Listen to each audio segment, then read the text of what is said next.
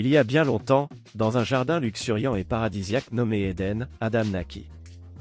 Il fut créé par Dieu lui-même à partir de la terre et façonné à son image. Adam était un homme fort et beau, dont la curiosité était sans limite.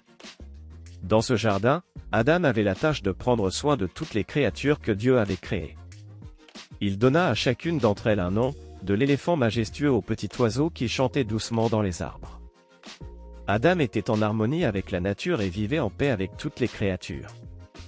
Cependant, Adam se sentait parfois seul.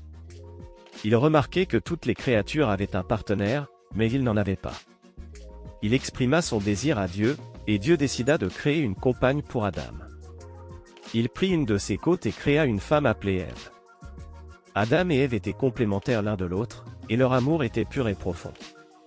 La vie au jardin d'Éden était paisible, mais Dieu avait établi une seule règle, Adam et Ève ne devaient pas manger du fruit de l'arbre de la connaissance du bien et du mal. Un jour, tentés par la curiosité, Adam et Ève désobéirent à cette règle.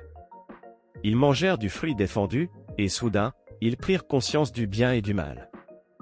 Ils réalisèrent qu'ils étaient nus et se couvrirent de feuilles. Quand Dieu découvrit leur désobéissance, il les chassa du jardin d'Éden. La vie devint plus difficile pour Adam et Ève, car ils durent travailler dur pour subvenir à leurs besoins. Cependant, ils continuèrent à s'aimer et à fonder une famille. Ils eurent des fils, Caïn et Abel.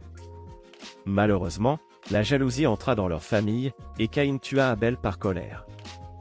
Adam et Ève durent faire face à la perte de leur fils bien-aimé, ce qui fut une épreuve douloureuse. Malgré toutes les difficultés et les épreuves de la vie, Adam et Ève restèrent unis et eurent d'autres enfants. Ils vécurent une vie longue et remplie d'amour, et ils transmirent leurs enseignements à leurs descendants.